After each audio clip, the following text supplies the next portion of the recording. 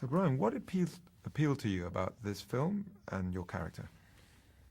I think simply that the script written by Chris Terrio was just so compelling and so complete that it was like reading a novel almost. I saw it.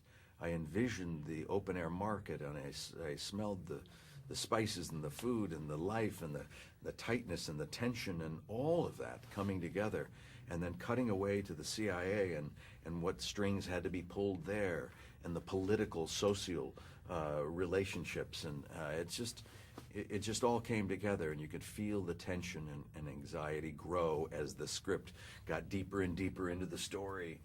And so that's all it takes for an actor to be taken away, because we read a lot of scripts, and quite frankly, a lot of them leave you wanting to take a nap as opposed to wanting to jump in and get involved in something.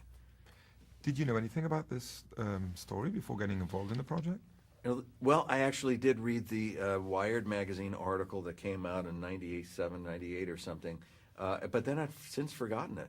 And it wasn't until I reread the script that I realized, wait a minute, I do remember reading this story, and why didn't I not remember that specifically? But at the time, in 1980, no, I was in my mid-20s, and I was, all we were told is that Canada helped to save 6 American out of Iran, and that was it. So let's talk about your character then. Who is Jack O'Donnell in your eyes? Who is Jack O'Donnell? That's a good question. He's a composite of characters at the CIA. It wasn't any one person. But I think it was important for the audience to be able to put a name and a face to the person representing the CIA portion of the film. And so a lot of research was done on the part of Chris Terrio for the script and myself. I went to Langley, Virginia, and talked to CIA officers, and was able to cull the information from them to create, a foundation for myself that I felt informed who this man was and how he thinks and feels and what would be appropriate as a response in any given situation. Such a rich character. What do you enjoy about giving him life on the screen? Well, there's several aspects of it. First of all, it's to be able to play someone who is, for his whole career, a person who is very secretive, a spy. You can't talk. What does that do to you personally and professionally? And I thought that was fascinating, that element of it.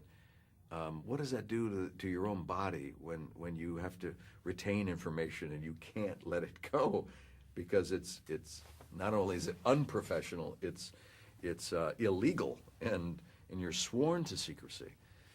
What does that do to a person withholding information? Anyway, and so that was fascinating for me. And then I just drop into the story. What is my portion of this story? What element does my character bring to aid the story, to propel it along?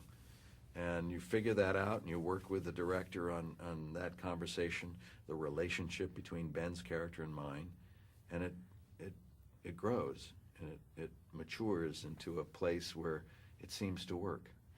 You play Ben's boss, actually. Mm-hmm. What kind of relationship do they have? Tony Mendez and Jack O'Donnell had a very good relationship, a friendly relationship.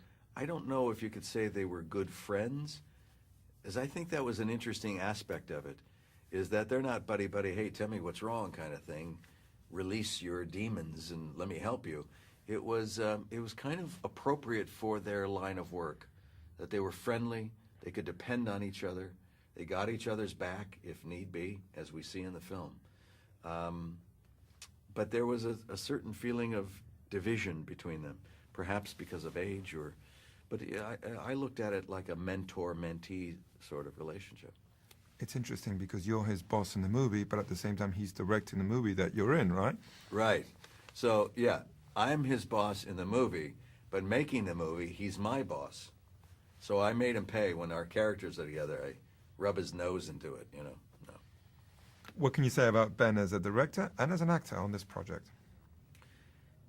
You know what's interesting is that when I direct myself, I don't really think too much about how I'm going to portray a character, because in all the research and work you do in the pre-production meetings and all that source material that you're reading, your character starts to come to you.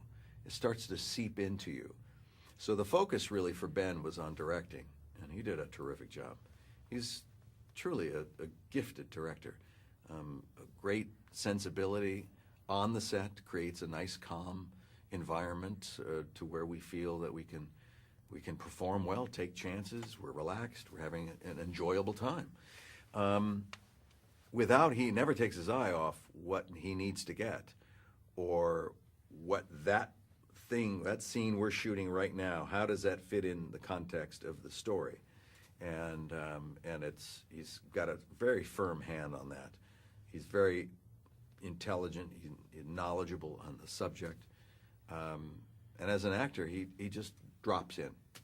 He's like, ready, this is ready, okay, that's done. Now I'm going to drop in as an actor. And you can see him making a little shift, a little adjustment to what he needs to do as a character. And it's good to see. He's very, very good at it. Argo tells a true story. Isn't it amazing how real-life events can sometimes be more incredible than anything we can imagine? It's bizarre.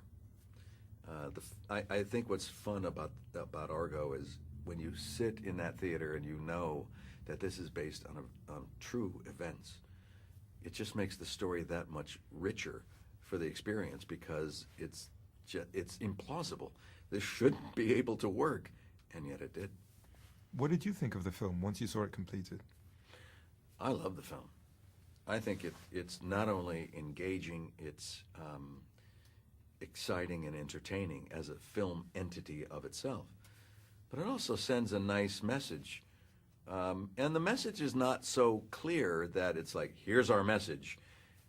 To me, it was, look what we can do as human beings when we work together on something, when we can get together for the greater good, for not any personal gain, because these people who pulled this off didn't make any financial gain, they didn't get recognition for it.